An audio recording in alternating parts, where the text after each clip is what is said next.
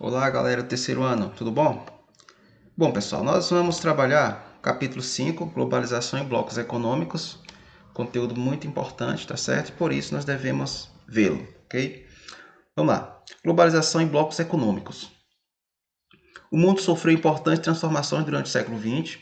O pós-guerra foi marcado pela bipolarização mundial. A crise do socialismo, a partir de 1980, mudou profundamente as relações geopolíticas estabelecidas e redesenhou as fronteiras político-econômicas planetárias. Bom, gente, todos nós já sabemos que durante o século XX houveram diversos eventos importantes dentro do cenário da geopolítica mundial. Tivemos como, por exemplo, duas grandes guerras mundiais. Tivemos, por exemplo, após a Segunda Guerra Mundial, ficou marcado pelo que nós chamamos de Guerra Fria, que nós vamos ver, que nós já vimos e veremos ainda nesse capítulo, né? Faz parte, a Guerra Fria, a Guerra Ideológica, Estados Unidos, capitalista, União das Repúblicas Sociais Soviéticas, socialista, tá certo?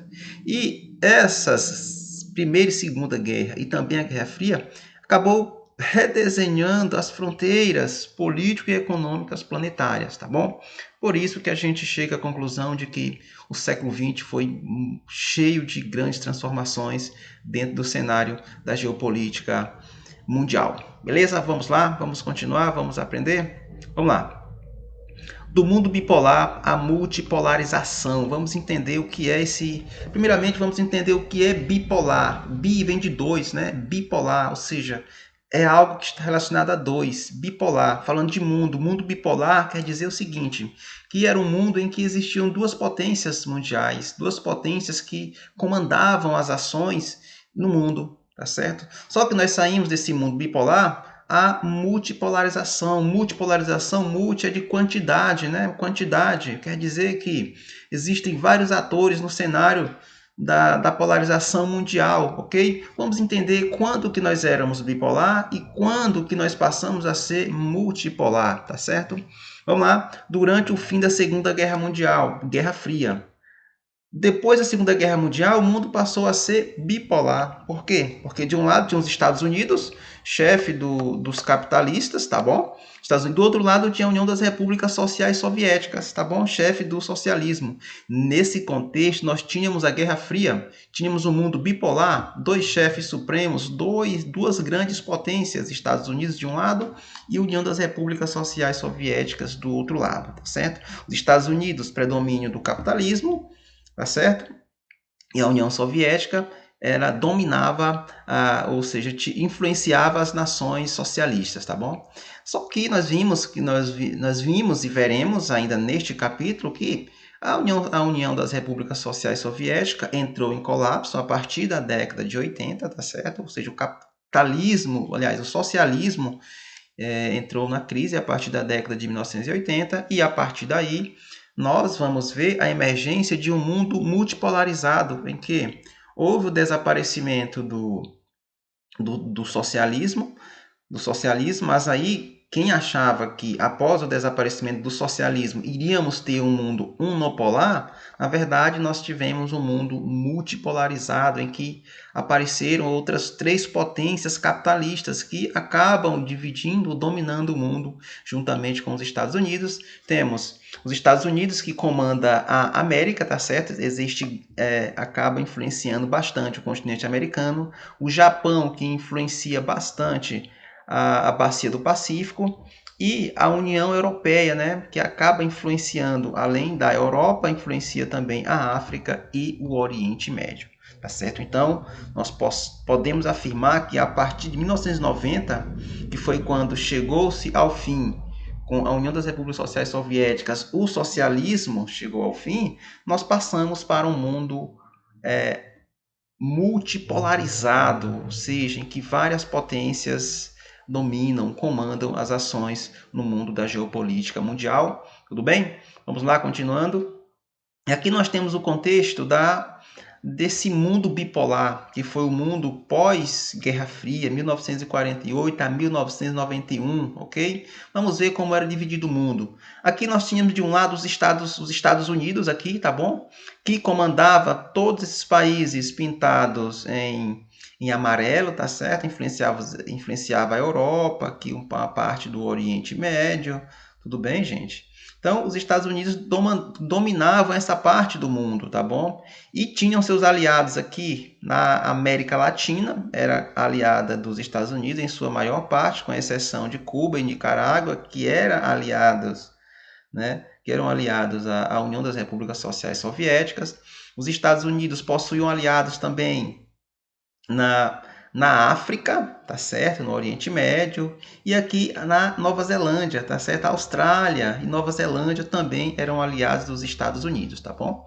Então, aqui temos configurado aqui o lado capitalista e vamos configurar aqui o lado socialista, que é o lado da União das Repúblicas Sociais Soviéticas, que também possuíam os seus aliados, né? Possuíam seus aliados. Temos aqui grande parte dos aliados dela se encontra também no Oriente Médio, tá certo? Se encontra também aqui no continente africano. Então nós tínhamos um mundo bipolar pós Segunda Guerra Mundial, durante a Guerra Fria. De um lado, os Estados Unidos influenciavam os países capitalistas, tá bom? E de outro lado, a União das Repúblicas Sociais Soviéticas influenciava os países que seguiam as doutrinas socialistas ou comunistas, ok? Tudo bem? Vamos lá, continuando aqui. Regionalização e globalização, ou globalização e regionalização, tá bom? Vamos entender isso aqui. Vamos lá. Se nós formos analisar a globalização e a formação, a regionalização em blocos econômicos, são meio contraditórios, é meio paradoxal. Porque qual a finalidade da globalização? A finalidade da globalização é integrar, é a integração comercial, tá certo? A expansão e descentralização financeira, descentralização econômica, tá certo? É claro, a prova disso é que um dos marcos da globalização é a expansão das multinacionais, tá certo? E qual a finalidade da organização dos países em blocos econômicos? É estreitar laços econômicos entre países membros dos blocos, tá certo? Ou seja, dificultar a entrada de produtos e serviços vindo de outros países, tá bom? Ou seja, a finalidade da regionalização através dos blocos econômicos é protecionismo, é proteger os seus mercados de países externos, Então, a gente observa o seguinte, que de um lado a globalização ela busca a integração, tá certo? Busca a integração. Já a organização, através dos blocos econômicos, busca a proteção, ou seja, proteger os países. Então, se nós formos analisar, observa-se que globalização e regionalização em blocos econômicos é um pouco meio contraditório, mas eles convivem no cenário mundial, tá certo? É contraditório, mas eles convivem no cenário mundial e um precisa do outro para a sobrevivência, ok? Continuando aqui, vamos lá? Vamos ver, galera, as modalidades dos blocos econômicos. É muito importante, tá certo? Vamos entender quais as modalidades que os blocos econômicos podem adotar, tá certo? Ou seja, vamos lá. O bloco econômico ele pode adotar uma zona de livre comércio. Quando que o bloco econômico adota a modalidade zona de livre comércio? É quando esse bloco econômico reduz as barreiras alfandegárias ou as taxas tarifárias entre os países membros, tá certo? Quando ele reduz as taxas alfandegárias e as barreiras tarifárias da comercialização de mercadorias entre os países que compõem esse bloco, tá certo?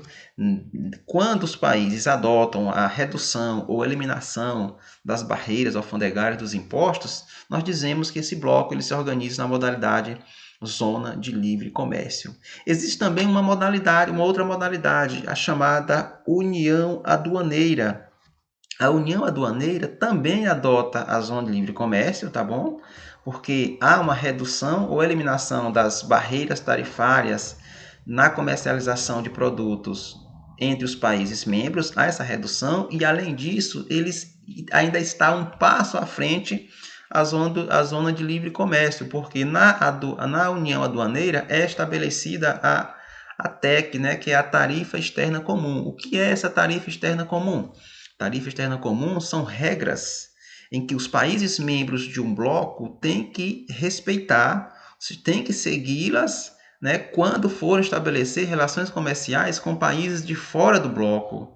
tá certo? De fora do bloco econômico. São regras que os países membros de um bloco têm que colocar em prática quando forem estabelecer relações comerciais com países de fora do bloco. Por isso que é o nome tarifa externa comum, tá certo? Todos os países que compõem o bloco, que se organizam na modalidade União Aduaneira, têm que colocar em prática essas regras, a TEC, né, para estabelecer relações comerciais com países de fora do bloco. Além do mais, existe uma outra modalidade, que é a modalidade mercado comum, tá certo? A modalidade mercado comum é quando, além de haver a redução de tarifas alfandegárias, de barreiras tarifárias, também a adoção da tarifa externa comum. Além disso, ele aprofunda, está um pouco à frente a zona de livre comércio, está um pouco à frente a União Aduaneira, porque é permitida a livre circulação de pessoas, mercadorias e serviços. No mercado comum, é permitida a circulação de mercadorias, de pessoas e serviços de forma livremente. Tá certo? O único bloco econômico que se encontra na condição de mercado comum é a União Europeia, que é visto por muito como o bloco mais coeso, o bloco mais unido, como um modelo a ser seguido pelos blocos econômicos. Então, a União Europeia permite a livre circulação de pessoas, de mercadorias e serviços em todos os países que compõem o bloco econômico europeu.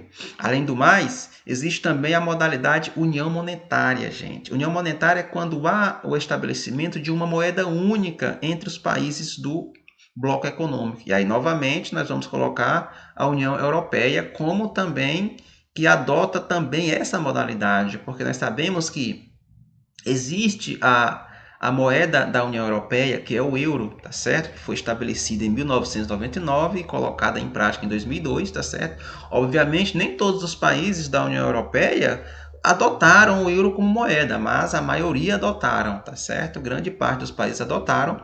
E quando um bloco econômico cria uma moeda única para que os países a utilizem, nós dizemos que esse país ele adota a modalidade União Aduaneira. Então, a União Europeia, por ser um exemplo de bloco a ser seguido, adota todas as modalidades possíveis: zona de livre comércio, União Aduaneira, mercado comum e União Monetária. Ou seja, por isso que ele é considerado o bloco mais completo, tá certo? O bloco econômico mais completo. É considerado um modelo no que diz respeito à organização em blocos econômicos, porque a coesão no bloco europeu é muito grande. Certo? Vamos continuar? Vamos ver aqui os principais blocos econômicos do mundo, galera, tá bom? União Europeia, nós temos aqui a União Europeia, tá bom? Compreende grande parte dos países da Europa, tá bom, gente? Claro, obviamente, por se encontrar na Europa, a União Europeia tem bastante influência na Europa, só que também a União Europeia influencia bastante também no continente africano. Sim, o continente africano também recebe influência da União Europeia, ok? O NAFTA, que é o Acordo de Livre Comércio da América do Norte, aqui, NAFTA, Acordo de Livre Comércio da América do Norte, que é formado pelo México, Estados Unidos e Canadá, tá certo? Influencia toda a América, tá bom? E também influencia aqui o Japão e a África do Sul, tá bom? E a África do Sul. Além do NAFTA, nós temos um outro bloco também importante, né?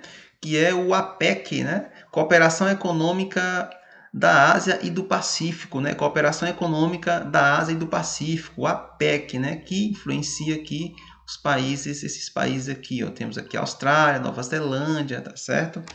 Temos aqui os países da Ásia, do Oriente Médio. E aqui é o APEC que acaba influenciando. Então, observa-se aqui, ó, né, que grande formação de 3 grandes blocos, né? Temos a União Europeia, tá certo? União Europeia que influencia bastante a Europa e também a África.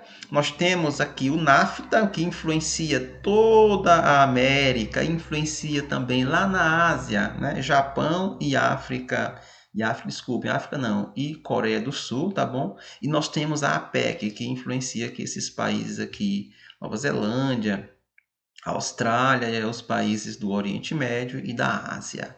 Aliás, países da Ásia, tá bom, gente? Ok? Tranquilos? Vamos lá, continuando aqui. Vamos lá. Pessoal, nós vamos ver algumas características de alguns blocos, tá bom? Só que depois eu vou gravar uma outra aula com mais detalhes, aprofundando mais sobre os blocos econômicos. Aqui eu vou colocar aqui para vocês, eu vou colocar para vocês só características, pincelando, tá bom? E depois a gente vai explicar aprofundado para não ficar muito longa a aula, tá bom? Para ser uma aula mais rápida e não ficar muito longa e não ficar pesado para vocês assistirem. Vamos lá, características rápidas sobre o NAFTA, tá bom? E depois nós vamos, como eu falei, nós vamos depois aprofundar em cada um deles em uma outra aula, tá bom? O NAFTA, como já foi dito, né, o Acordo de Livre Comércio da América do Norte, foi criado em 1998 e a modalidade que o NAFTA adere é a modalidade Zona de Livre Comércio, né? Zona de Livre Comércio, em que já foi falado, né, que há uma redução ou isenção das barreiras alfandegárias, ou seja, dos impostos na comercialização de produtos entre os países membros, tá bom? NAFTA é composto por Estados Unidos, Canadá e o México, tá certo? E, como já foi dito, né, tem como uma etapa, tem como um objetivo estabelecer uma área de livre comércio na América, tá bom, gente? O NAFTA, embora tenha sido criado em 1988, mas ele passou a entrar em vigor em 1994, né, e enfrenta inúmeras dificuldades, sobretudo no que diz respeito ao país México, porque nós sabemos que o NAFTA é composto por Estados Unidos, Canadá e México. Nós temos Canadá rico, Estados Unidos rico, temos o México pobre, ou seja, há diferenças econômicas. Se há diferenças econômicas, certamente haverá dificuldades, né, enfrentadas por esse bloco, já que ele não é homogêneo, né, e é bastante diferenciado no que diz respeito principalmente à questão econômica, tendo em vista que o México é um país subdesenvolvido e Estados Unidos e Canadá são países desenvolvidos, ou seja, países ricos. Como eu falei, gente, nós vamos dar mais informações em outra aula sobre esses blocos, tá bom? Vamos lá?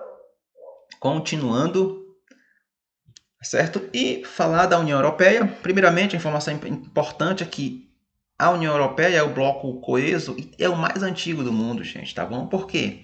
A União Europeia começou a se formar em 1944, que recebeu o nome de Benelux. Então, ainda durante a Segunda Guerra Mundial teve fim em 1945, por aí. Então, ainda durante no finalzinho da Segunda Guerra Mundial, já começou aquele processo de unificação da Europa. Já começou, já iniciou o objetivo de unificar a Europa. E aí, lá no início, né, o que viria a ser a União Europeia chamava-se Benelux, né, composta por Bélgica, BE de Bélgica, aí Holanda e Luxemburgo, tá bom? Por isso que era chamada Benelux. Então, os estudiosos consideram que o Benelux é o embrião da União Europeia, tá bom? E em 1957, obviamente, aumentaram a quantidade de participantes, né? A finalidade modificou, então modificou também o nome, né? Através do Tratado de Roma, em 1957, né? O Benelux mudou de nome e passou a ser chamado de Mercado Comum Europeu, tá bom? Através do Tratado de Maastricht, em 1992, aí o que era mercado comum europeu passou a ser chamado União Europeia e que é hoje o bloco mais coeso, um exemplo de bloco econômico a ser seguido, tá certo? Porque, como nós já vimos, adota todas as modalidades, né? Chegando até a União Aduaneira, como nós vimos, que é quando o bloco econômico adota uma moeda única, tá, entre os seus membros, tá certo? A União Europeia um bloco em estágio mais avançado de integração, que foi o que nós falamos, tá certo? É o bloco mais avançado, tá certo? No estado de integração, tá certo? Porque, como já foi dito, possui o que nós chamamos de união monetária, porque adota uma única moeda, tá bom? Embora seja um exemplo a ser seguido, embora seja um bloco em estágio mais avançado de integração, também apresenta desafios, porque é um bloco heterogêneo, sobretudo no que diz respeito ao posicionamento econômico e cultural entre os países membros. E também conflitos étnicos, religiosos e sociais são bastante presentes na Europa. Então, esses são os problemas e são os desafios que acabam afetando o bloco econômico europeu, tá bom? São os problemas de ordem econômica, de ordem cultural, né? Conflitos étnicos, religiosos e sociais, por aí vai, né? São os desafios que tem enfrentado a União Europeia. Tranquilos? Vamos lá, continuando aqui. E aqui nós temos, né, a União Europeia, galera. Vamos lá. Vamos analisar a União Europeia aqui direitinho, tá bom? Aqui nós temos o bloco União Europeia, aqui em cima, tá bom? Nesse bloco. Aqui nós temos a área de influência, tá bom? A África, a União Europeia influencia bastante o continente africano, tá bom? Aqui nós temos os países em amarelo, são os países que compõem a União Europeia, tá bom, gente? Os países que compõem a União Europeia, ok? E aqui nós temos esses pintados em vermelho, laranja, mais ou menos, isso. Nós temos os países que são pretendentes a ingressarem na União Europeia. Turquia, Macedônia, Croácia são países que têm a pretensão de entrar na União Europeia, mas ainda não se, de ordem por motivos exteriores, não entraram ainda na União Europeia, tá certo? E aqui nós temos os países que adotaram o euro, né, como moeda. Por exemplo, Portugal, Espanha, França, esses países aqui que tem o símbolo do euro, tá bom, gente? São os países que adotaram o euro como moeda única, tá certo? Observa-se que nem todos os países da União Europeia adotaram o euro como moeda única, tá certo? O Mercosul, Mercado Comum do Sul, criado em 1991, tá certo, gente? Possui a modalidade União Aduaneira, né? Como nós já vimos. A modalidade União Aduaneira, na verdade, ela além de reduzir as taxas de impostos entre os países membros, ela também estabelece o que nós chamamos da tarifa externa única, que são regras em que os países pertencentes do bloco econômico têm que levar em consideração no momento de praticarem relações comerciais com os países de fora do bloco econômico, tá certo? Essa é a chamada tarifa externa comum, que é decidido em colegiado em votação, tá certo? Os países membros do Mercosul, Argentina, Brasil, Paraguai e Uruguai, esses são considerados, gente, os membros efetivos, tá bom? Os membros permanentes. Por que eles são membros permanentes? Porque eles são os membros criadores do bloco econômico, tá certo? São criadores, foram os responsáveis por criar o Mercosul, tá certo? Só para retornar, o Mercosul foi criado, gente, para efeito de informação importante, através do Tratado de Assunção, tá certo? O Tratado de Assunção foi responsável por criar o bloco econômico Mercosul, Mercado Comum do Sul, tá certo? Então, além dos membros efetivos ou permanentes, Brasil, Argentina, Paraguai e Uruguai, que são os membros criadores, possui a Venezuela também, tá certo? Que é uma candidata a entrar para o hall de membros efetivos, tá certo? Mas ainda está em processo de análise ainda, tá bom, gente? Ok? Tem Chile, Bolívia, Peru, Colômbia, Equador, que são membros associados, tá certo? E tem o México, né, que é como se fosse um membro que observa, né, um membro observador do bloco Mercosul. Não é um membro efetivamente, mas é um país que observa, né? Tem relações boas com os países do Mercosul. Ok, gente? Uma informação importante sobre os países, sobre os membros efetivos, que é Argentina, Brasil, Paraguai e Uruguai, porque são países que têm poder de veto, tá certo? Ou seja, as decisões que são tomadas entre todos os países membros do Mercosul, se um desses países considerados membros efetivos se opor, portanto, ele tem poder de vetar. Tá? Ele tem poder de vetar. Digamos que 99% dos países do Mercosul decidiram adotar uma tarifa sobre determinado produto. Mas se um desses países membros se opor, ou Brasil, ou Argentina, ou Paraguai, ou Uruguai, não aceitar, portanto, não vai ser colocado em prática, porque, como foi dito, os membros efetivos têm poder de veto. Isso aí nós vamos ver em aulas posteriores, vamos ver mais aprofundado, tá certo? E existem alguns desafios também que os países do Mercosul enfrentam, né, que é a superação dos desníveis econômicos entre seus membros e novos parceiros comerciais. Né? No que diz respeito aos desníveis econômicos, nós sabemos que os países do Mercosul possuem uma diferença econômica muito grande. Temos os Estados Unidos, que é uma potência econômica, temos o Brasil, que é uma potência econômica dentro do Mercosul, né? Mas nós temos países muito pobres, como a Bolívia, como a Venezuela, são países pobres que também estão dentro do Mercosul. E aí são alguns desafios, são alguns problemas que esse bloco acaba enfrentando. Tranquilos? E aqui nós temos... temos aqui o Mercosul, tá bom, gente? O Mercosul, composto por esses países, tá certo? Aqui são os membros associados, tá bom? Os membros associados do Mercosul, e como eu havia dito, né? O Estado observador é o México, tá certo? O Estado observador não participa efetivamente do Mercosul, mas é um Estado observador, ou seja, que detém relações importantes com o grupo Mercosul, tá beleza? Vamos lá? O APEC, galera, é a cooperação econômica da Ásia e do Pacífico, tá certo? Cooperação econômica da Ásia e do Pacífico. O objetivo é se tornar até 2020, testeando a maior zona de livre comércio do mundo, tá certo? Não sei que rumos será tomado devido a esse problema que nós estamos passando, a essa pandemia, tá certo? Mas o objetivo da APEC, né, era se tornar até 2020 a maior zona de livre comércio do mundo, tá certo? E uma das grandes dificuldades que a APEC enfrenta também é um problema da desigualdade, porque ela agrega potências econômicas, como os Estados Unidos e Japão, e também agrega países pobres, como o Peru e o Chile. Por isso que a APEC enfrenta alguns desafios, enfrenta algumas dificuldades, porque é um grupo também heterogêneo, né? Tanto culturalmente, politicamente e também economicamente, tá certo, galera? Então é isso aí, galera. Foi um prazer estar com vocês. E na próxima semana estarei gravando outro vídeo para a gente ver para vocês. Tudo tranquilo então. Tchau, tchau. Foi um prazer. Valeu.